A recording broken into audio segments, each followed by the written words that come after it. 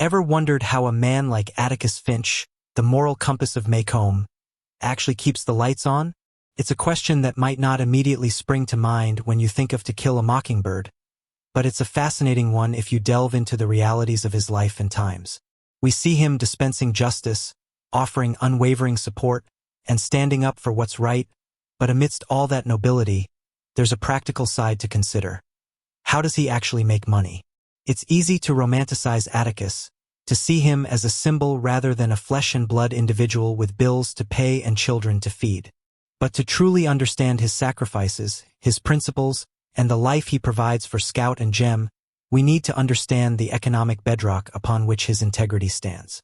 Maycomb, Alabama, in the 1930s, during the throes of the Great Depression, was a place where money was tight, opportunities were scarce, and even those with a profession like law often struggled to make ends meet. So, how does Atticus, a lawyer, navigate this challenging landscape and maintain his financial independence? The most obvious answer, of course, is that Atticus is a lawyer. He practices law. But what kind of law?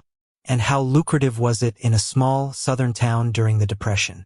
It's important to remember that Maycomb wasn't a bustling metropolis with high-profile corporate cases. Most of Atticus's clientele would have been local farmers, small business owners, and ordinary citizens dealing with everyday legal issues. Think property disputes, wills, minor civil cases, and perhaps occasionally criminal defense. These weren't cases that typically generated large fees. Lawyers in rural areas often accepted payment in kind, produce, services, or whatever their clients could offer. While we don't see Atticus explicitly accepting a bushel of yams for legal advice, the reality of the time suggests that bartering was a common practice. He lives in a relatively modest house, not a mansion, which further supports the idea that his income, while steady, wasn't extravagant. His legal practice is the primary source of his income, and the key to understanding its sustainability lies in his reputation. Atticus Finch is not just a lawyer. He is the lawyer, the most respected and trusted legal mind in Maycomb. This isn't just about his moral standing. It translates directly into his professional success. People seek him out because they trust his judgment, his honesty, and his unwavering commitment to justice. Even those who disagree with his stance on the Tom Robinson case still acknowledge his legal acumen. This reputation ensures a steady stream of clients, even if the individual cases don't bring in huge sums. In a small town, word of mouth is everything, and Atticus's reputation for fairness and competence is his greatest asset. Consider, too, the structure of his practice. Atticus is a solo practitioner. He doesn't have a large firm with multiple partners sharing the workload and the profits. This means he bears all the overhead costs himself, the office space, the supplies, perhaps a clerk or secretary, though we don't explicitly see one. Every dollar earned goes directly to supporting his family and his practice. This efficiency, coupled with his steady client base, allows him to maintain a comfortable, if not luxurious, standard of living. Beyond his direct legal work, we can infer other aspects of his financial life. Atticus is clearly a man of responsibility and foresight. He manages his household accounts, pays his bills, and provides for his children's needs. This suggests a degree of financial prudence. He isn't wasteful, and he instills similar values in Scout and Gem. This careful management of resources would have been crucial during a time of economic hardship.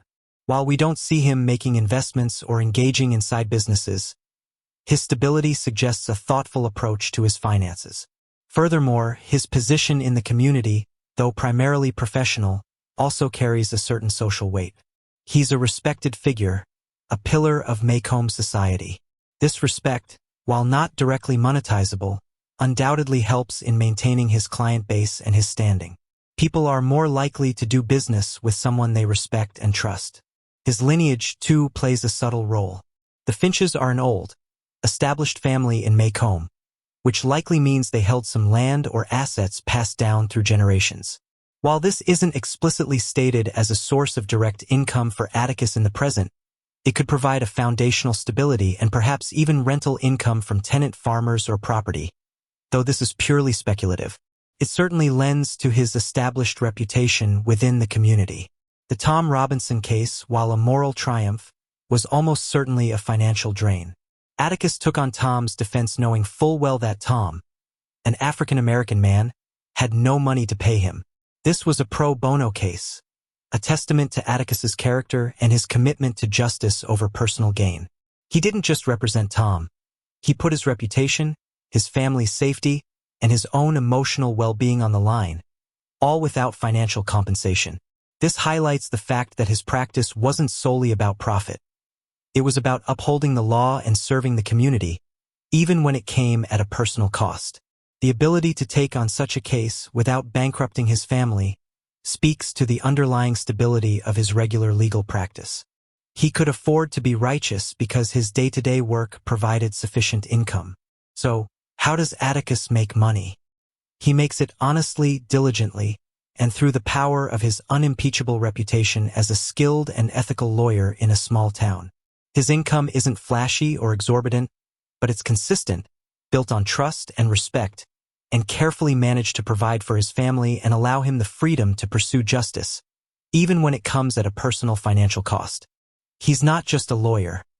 He's an institution, and that institution, however modest, is financially sound enough to support his principled stand. With that said, thanks for watching, and until next time.